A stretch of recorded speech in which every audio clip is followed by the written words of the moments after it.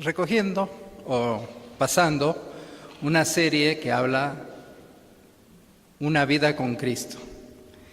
Y la semana pasada, Semana Santa, llegamos a la obra de cómo Cristo nos liberó de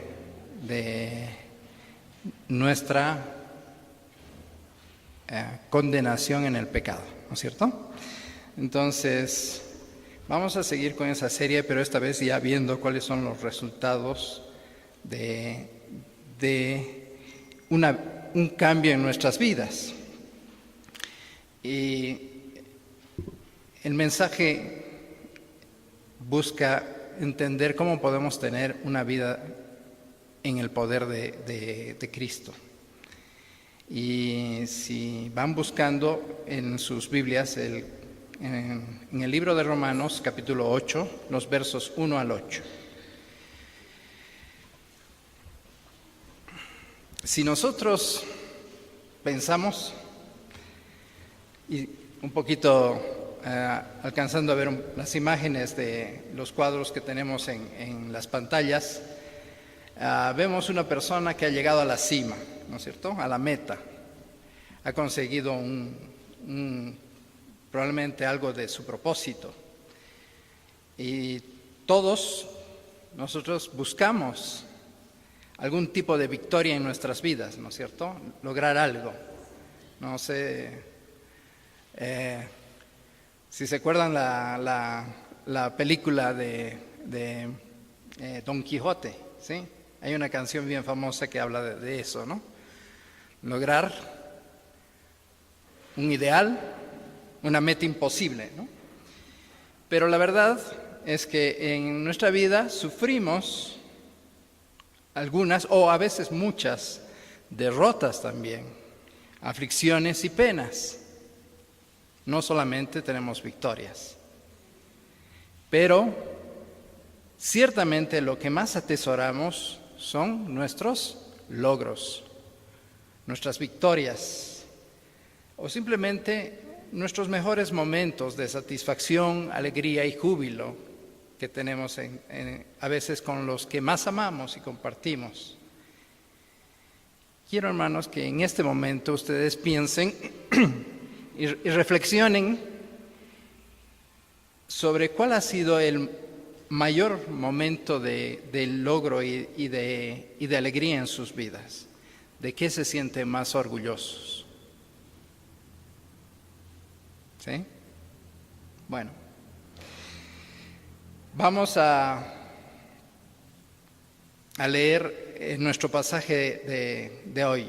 Está en Romanos 1 al 8. Yo tengo una versión de la Nueva Biblia Internacional, NBI.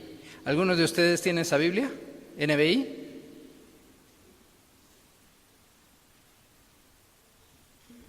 ¿Sí? Bueno, ¿tú? Ok, entonces yo la voy a leer, ¿ya? Probablemente ustedes van a seguirme con la versión Reina Valera, pero en esta versión, nueva versión internacional, que además es una de las traducciones más nuevas que han hecho con bastante tecnología y con muchas nuevas teorías, ¿no?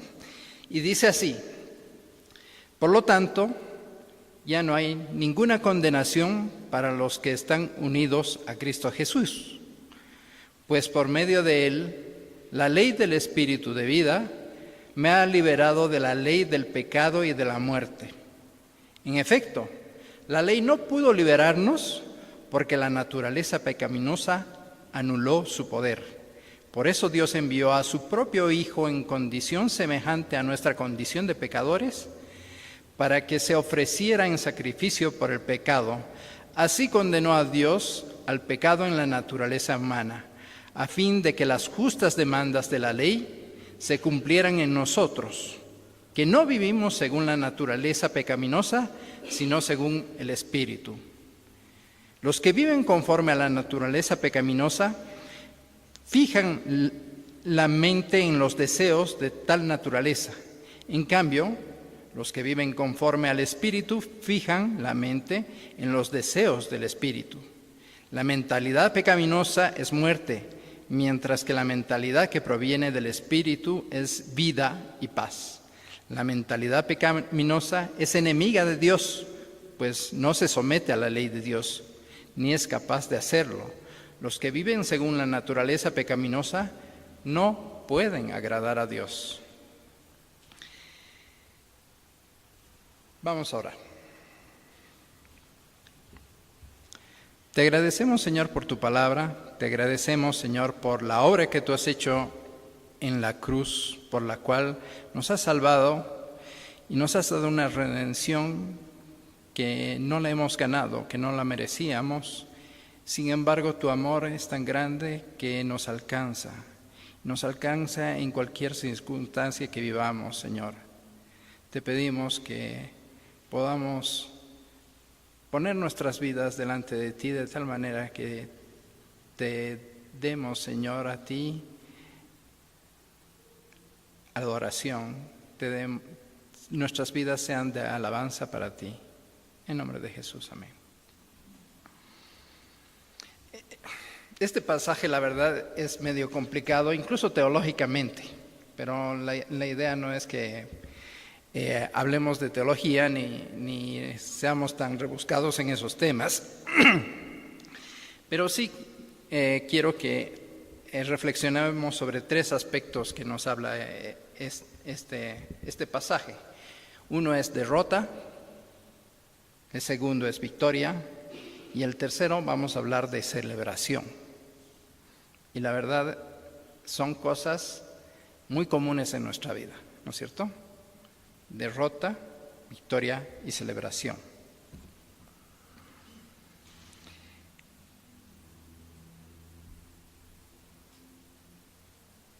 En el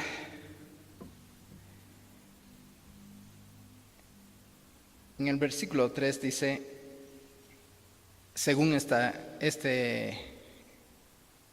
versión de la Biblia, la ley no pudo liberarnos porque la naturaleza pecaminosa anuló su poder. Ya. Cuando repasamos lo que nos dice la Biblia, nos habla de que el pecado del hombre creó entre Dios y el hombre un abismo. Pero Dios no estaba contento con esa situación y buscó restablecer la relación entre el hombre y Dios. Y vemos el trabajo de Dios tratando de restablecer esa relación a través de lo que llamamos la elección. ¿Sí? Según la ley universal, estábamos condenados por nuestros pecados, pero Dios trataba de buscarnos de nuevo. Los primeros libros del Antiguo Testamento relatan cómo Dios primero eligió a Abraham para darle una descendencia como las estrellas en el cielo o la arena en el mar. Y también eligió a Jacob para formar una nación. Y también a Israel lo eligió como pueblo, como su pueblo. Y hasta podríamos hablar de cómo eligió Dios a David para ungirlo como su rey, como el rey de su nación, de Israel, ¿no? El hombre debía superar ese abismo entre Dios y el hombre cumpliendo la ley que fue entregada a el pueblo hebreo. Pero el resultado, ¿qué fue? Fracaso total. No pudieron ser fieles a Dios. Y es que la ley resulta imposible de cumplir. Parece que es una prueba que no la podemos pasar. Pero entonces, ¿qué es eso? ¿Se acuerdan de Star Trek? En la primera película de la nueva serie, el capitán, bueno, todavía no es capitán, es un estudiante, tiene que pasar la prueba Kobayashi Maru, ¿no es cierto? Sí, ¿se acuerdan? Todos los nerds aquí, sí. Pero esa prueba, inventada por Mr. Spock, resulta que era imposible de cumplirla. Y Kirk solo la prueba haciendo trampa, ¿no? Así es que Dios quiere hacernos trampa, o sea, nos lleva a una situación donde nosotros no podemos cumplir. Es imposible para nosotros. El problema no está en la ley. La ley es buena, la ley es justa. El problema está en quién tiene que cumplirla, y somos nosotros. Y nosotros no podemos cumplirla por una simple razón. Y como dice en la versión que ustedes leen en ese capítulo, la carne es débil.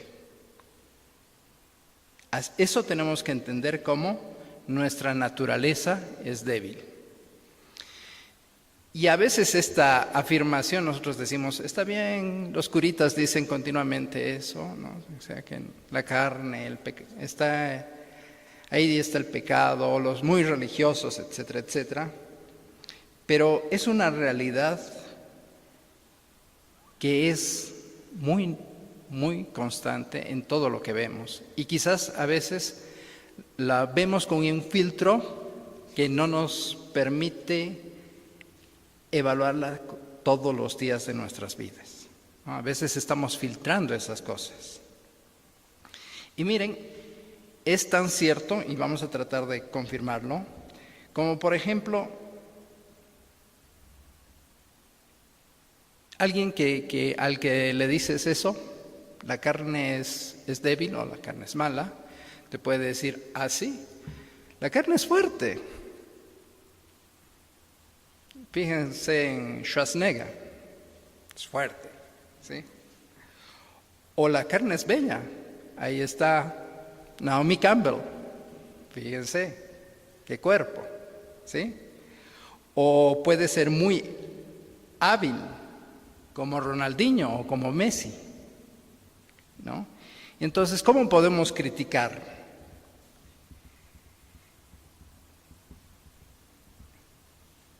Y eso es verdad. Y a veces, aunque hay logros, aunque hay esas excepciones en la vida, porque no todos son Ronaldinho, no todos son una Miss Universo, y no todos tenemos los músculos que quisiéramos, ¿no es cierto? Pero tenemos otra faceta en nuestras vidas. Y es entender perfectamente las limitaciones de nuestra naturaleza. Como parte de justamente eso, de nuestra naturaleza. Esta mañana, saben, ya que muchos de ustedes ya conocen que tengo un perrito, ¿no es cierto? Entonces a las 6 de la mañana insistía en que tiene que salir. Y a las 6 de la mañana hace frío, todavía estoy cansado y estoy durmiendo, ¿sí? Entonces tiene que insistir y insistir, pero yo siento eso, siento que no es fácil para mí salir a esa hora. No es fácil para mí a veces aguantar el cansancio cuando he tenido que pasar mucho tiempo, no sé, en fuertes actividades, o siento que tengo limitaciones para conseguir algunas cosas, ¿no? Entonces, frío, hambre, cansancio, son la debilidad de nuestra carne, de nuestros cuerpos. Nadie puede negar eso. Algunos son mejores, pero todos tenemos limitaciones, ¿ya? Pero esas limitaciones naturales de nuestro cuerpo, de nuestra naturaleza, también se aplican a nuestra moralidad. Y eso es lo triste. Nosotros tenemos limitaciones morales. Y podríamos hablar de cómo vemos el mal, la gente mala, etcétera, etcétera. Y quizás la persona que está en contra de todos estos argumentos, de la misma forma que nosotros hemos rebatido que hay excepciones, como las chicas bellas y los hombres fuertes, podrían decirnos, sí, puedes hablar de un Mason que asesinó, ¿no es cierto?, en los 60, 70, una cantidad de gente. O podrías hablar de gente muy avara y egoísta que armó estafas a través de fondos de inversión, dejando a mucha gente en la quiebra. O podríamos hablar de la maldad de los nazis. Y podrían decirnos que igual que los ejemplos que hemos dado, estos también son excepciones. Y es verdad, sí son excepciones. No todos son así de malos. Pero ¿cuánto es lo suficiente para que seamos imperfectos? Básicamente nada. Y desde el punto de vista de nuestra vida moral, a veces vivimos como si estuviésemos transitando el camino a los yungas, ¿no es cierto? Siempre cerca del precipicio, siempre cerca del... Y apenas se necesita algo muy pequeño para que caigamos al fondo, ¿no? Una copa de más para un controlador de aviones podría significar que no pudo ayudar y resolver el problema. Una irresponsabilidad inocente que le pides a tu compañero o compañera que dirija el auto mientras tú atiendes a los niños, sabiendo que no tiene licencia. ¿Qué puede pasar? Excepto que a la vuelta de la esquina hay un grupo de discapacitados que están haciendo huelga y pasa por encima, ¿no? Un descontrol de tu enojo que quizás golpeas a otra persona o hasta a tus hijos y puedes causarles daños a veces irreparables. Los encuentros sigilosos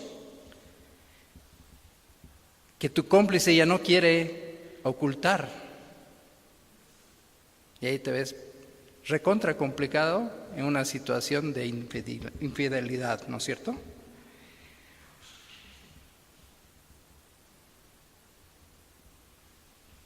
Y aún esos adolescentes que en un descuido acaban en embarazo, ¿cómo lo resuelve? Y la verdad es que todas esas personas pueden parecer buenas, y todos en muchos casos decimos que son buenos, pero inmediatamente pasa algo así, quedamos en el precipicio y entonces sí tenemos justificaciones. Entonces tenemos que buscar una manera de salir del problema y a veces, cada vez, como una bola de nieve, la hacemos peor. Hemos caído al despeñadero. Saben, la traducción en la Reina Valera que ustedes están viendo, de cierta manera es interesante porque dice la carne es débil, mientras acá dice la naturaleza pecaminosa.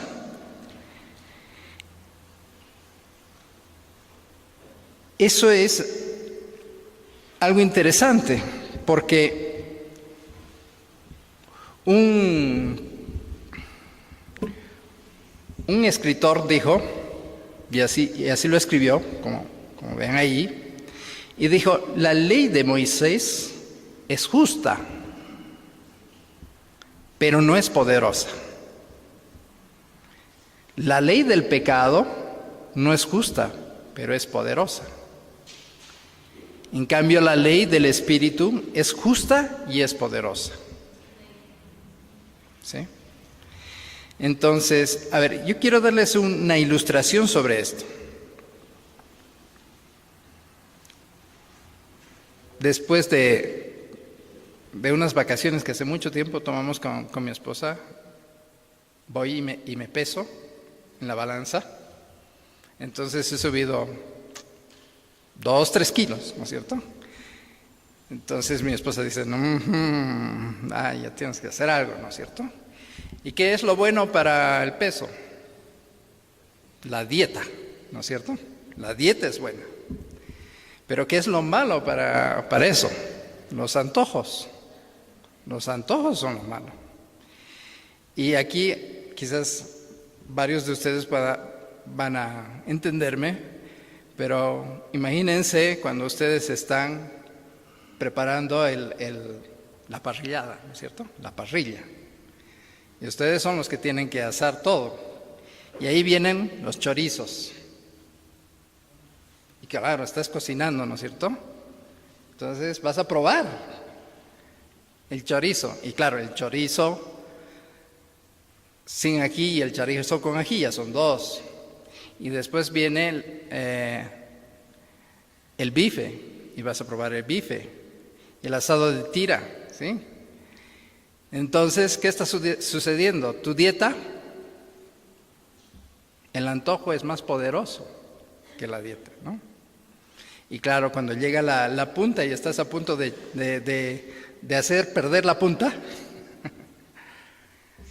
te mira la esposa y te dice: ya es suficiente, ¿sí? Entonces la esposa es buena y poderosa para mantenerte en línea, ¿no? Así es, lo mismo, ¿sí? Entonces, fíjense que acá no estamos hablando de la maldad de la carne, lo que estamos hablando es de debilidad, pero la carne tiene que enfrentarse a la ley natural, a la ley de Moisés, que no podemos cumplirla. Eso sabemos que no es así. Quizás no es el momento de discutir mucho de eso, pero no podemos cumplirla. En cambio, la ley del pecado, aunque no es justa, sí es poderosa, nos atrae, es más fácil. Gracias a Dios, como decía el mismo Pablo, ¿no? Porque Pablo se quejaba y decía, ¿no? Entonces, si así es mi carne, si es pobre de mí, o sea, no tengo salvación, ¿no?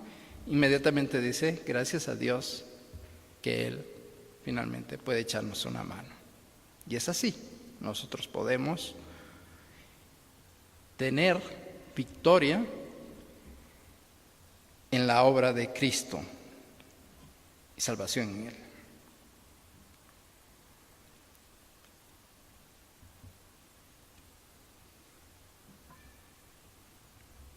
Otro autor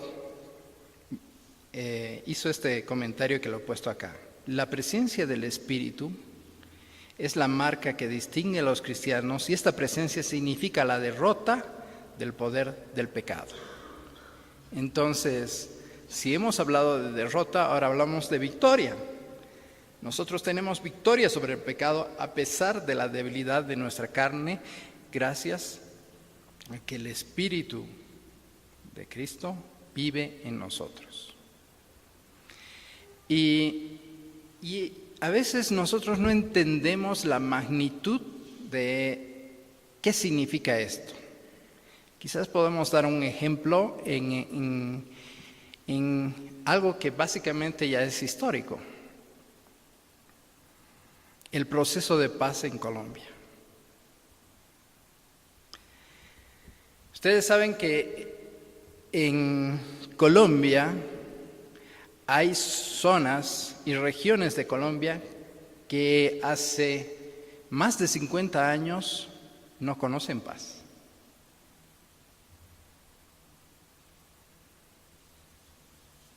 Han nacido en guerra y muchos han muerto en guerra.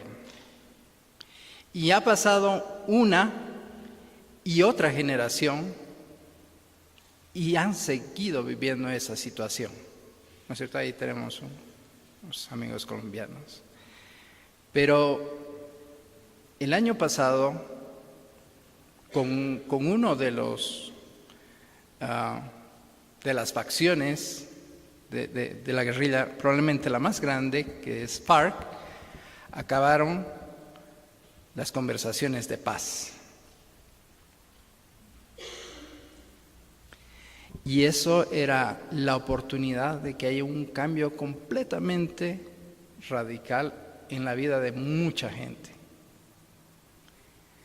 Tanto de las víctimas como de los victimarios. No fue fácil.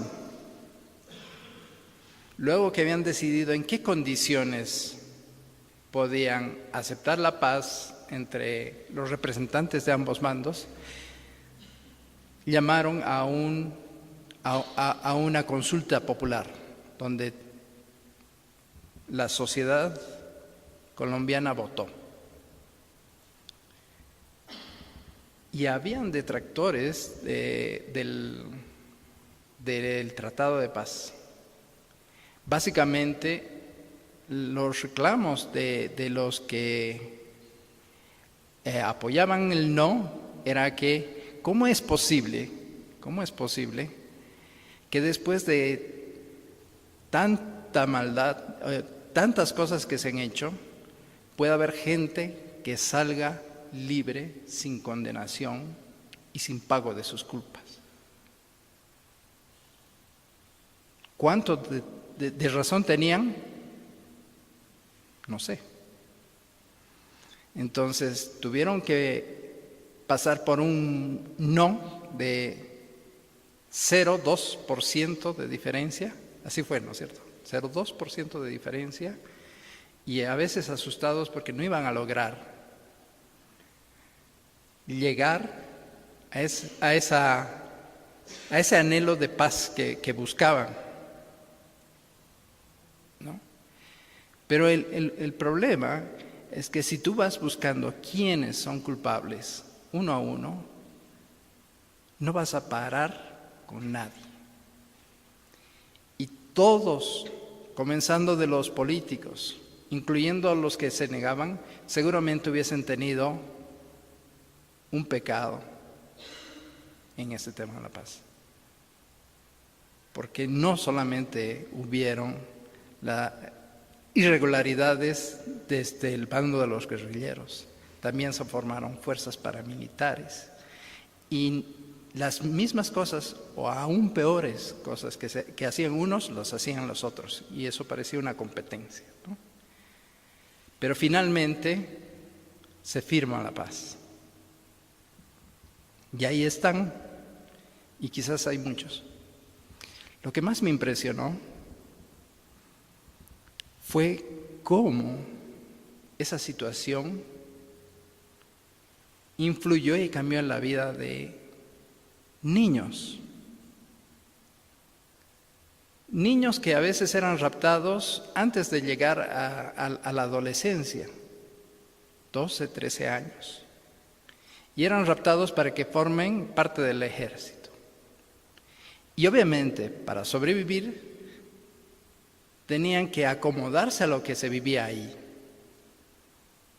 Secuestros, asesinatos, guerra. ¿Con qué moral nosotros podríamos juzgar a esas personas, a esos niños? Y es increíble cómo dan testimonio algunos de ellos que ya ahora están comenzando a vivir una vida distinta, una vida que no conocían, una vida de paz, donde hay paz. Y si ustedes buscan, van a encontrar fotografías de jóvenes, bien jóvenes, primero con su traje de guerrilleros, con el fusil al hombro, su ropa de campaña, y al lado la foto que probablemente ellos querían, ¿no? Ellos no quieren ponerse una chamarra, quieren ponerse una blusa bonita. No quieren colgar un fusil, quieren colgar una cartera. No quieren ponerse botas, quieren ponerse tacos. Pero sin embargo, la situación los ha llevado a que vivan esa clase de vida. ¿Cómo ellos entenderían el hecho de que por fin se logró la paz? No como un acontecimiento más de todos los días, o quizás un acontecimiento importante, pero para esa gente fue el acontecimiento más importante de sus vidas. Los transforma y los cambia.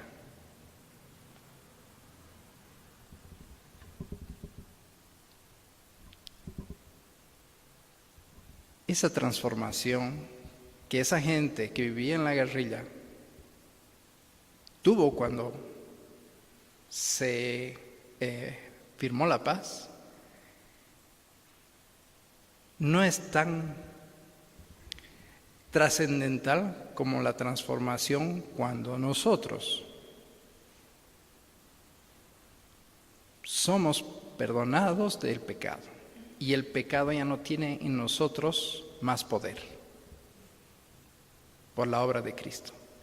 Es aún más trascendental que eso. ¿Ya?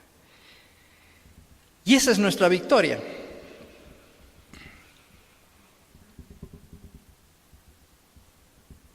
En que Dios envió a su propio Hijo en condición débil, como la del hombre pecador, y como sacrificio por el pecado, para de esta manera condenar al pecado en esa misma condición débil. Nos dice el Evangelio que Cristo, Jesús, vino en una condición, la misma debilidad de la que hemos hablado, de sufrir hambre, de sufrir cansancio. Sin embargo, sin pecado. Por eso Él era capaz de vencer a la ley del pecado, para que no ejerza más poder sobre nosotros. Y así somos libres. ¿Se imaginan?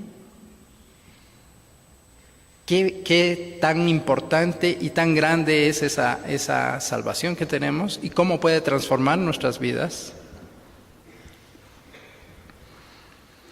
Por lo tanto, probablemente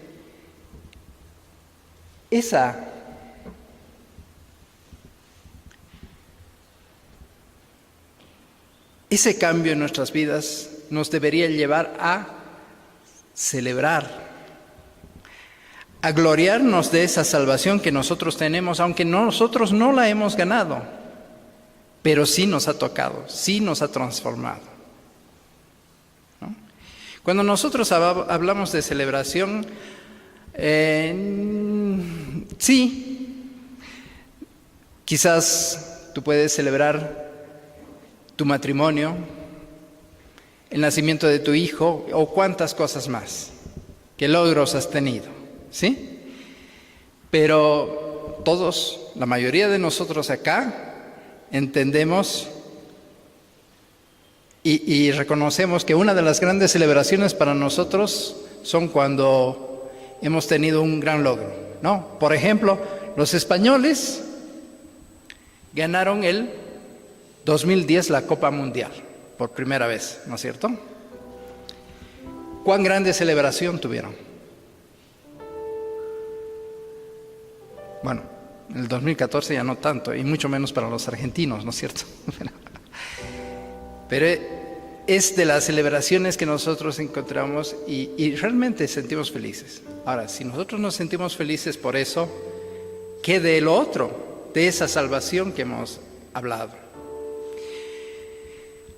Hay algo que vi en libros de negocios, de administración, es para motivar a su personal, un empresario, un CEO, que llaman, ¿no es cierto? El mayor ejecutivo de una empresa, decidió agasajar a los miembros de su compañía, celebrándoles como si hubiesen ganado un Super Bowl. Claro, para nosotros es el campeonato de fútbol, ¿no es cierto? El campeonato mundial de fútbol, pero para los americanos equivalente es el Super Bowl. Entonces, contrató un estadio y cada uno de ellos primero entraban rompiendo la tela, y después los agasajaban y les daban los premios, ¿no? Pero una cosa es el Super Bowl y otra cosa es desempeñarte bien en una empresa. No es igual. Quizás los otros empleados de la empresa esa podían reconocer en ellos, pero fuera en la calle, ¿quién los reconocía? Nadie, ¿no es cierto?